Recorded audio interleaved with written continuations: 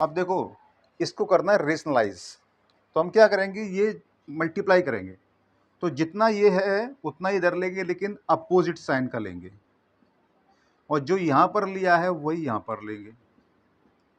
देखिए, height and distance में trigonometry का इतना बड़ा इंपॉर्टेंस है कि इसकी सहायता से हम किसी भी चीज़ की लंबाई, ऊंचाई, गहराई, चौड़ाई हम बिना किसी इंची टेप के या किसी मेजरिंग इंस्ट्रूमेंट के केवल कैलकुलेशन निकाल सकते हैं।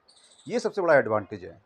तो चलिए स्टार्ट करते हैं। देखिए क्वेश्चन हमारे पास, और ये क्वेश्चन क्या है, देखिए कि ग्राउंड है, उस ग्राउंड पर एक प्लेटफॉर्म बना हुआ है जिसको यहाँ पर बोला है पेडेस्टल।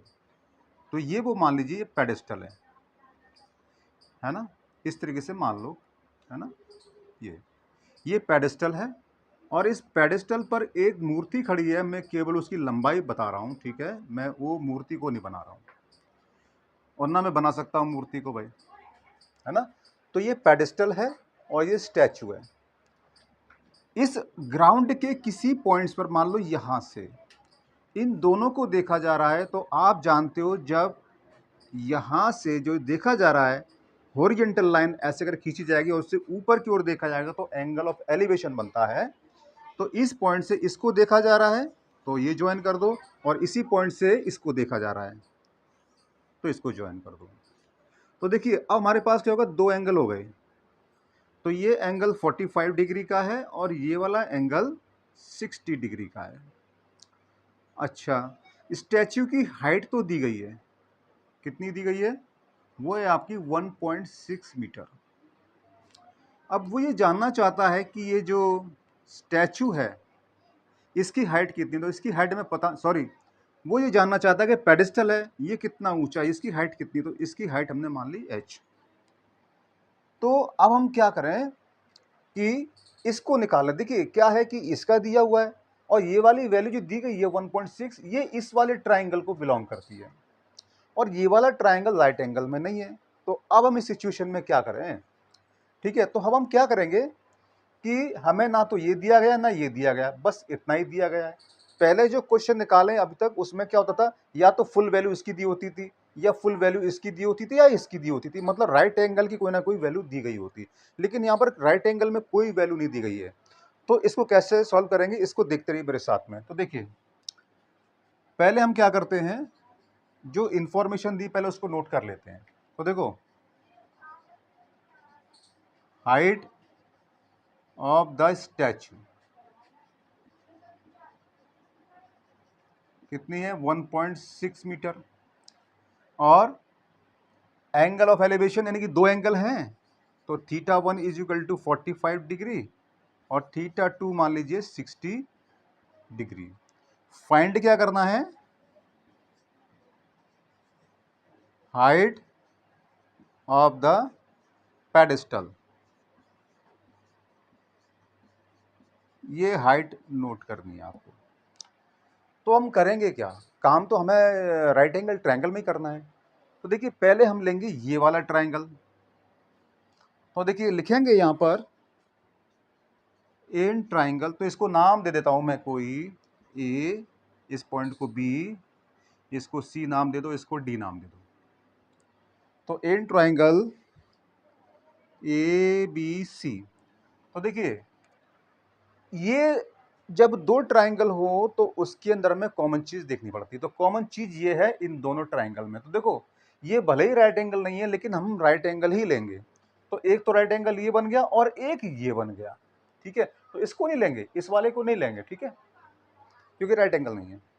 तो इन ट्राइंगल ए बी सी, तो ए बी सी में क्या करेंगे कि इसका रिलेशन और इसका रिलेशन 10 का होता है, तो tan θ1, मैंने θ1 क्या माना है 45 डिग्री, तो B C upon A B, तो tan 45 कितना होगा,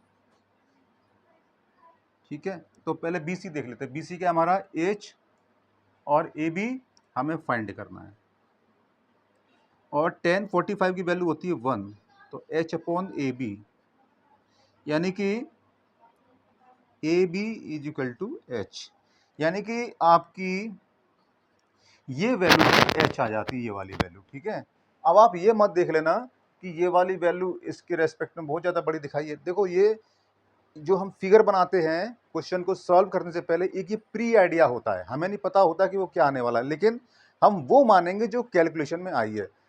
कैलकुलेशन में आ गया कि ये वाली जो डिस्टेंस है यहाँ से यहाँ तक वो h है, तो बस ये भी h ये भी h, चाहे भले वो दिखने में डिफरेंट लग रही है लेकिन वो एक ही है, मतलब बराबर है।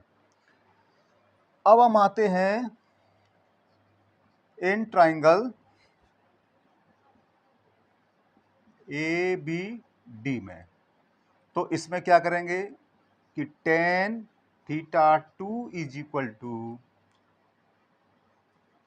B D upon A B, तो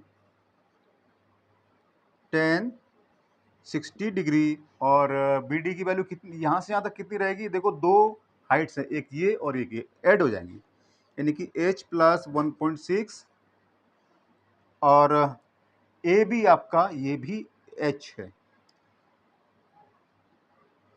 तो ये कितना होता है, √3 होता है और ये h प्लस 1.6।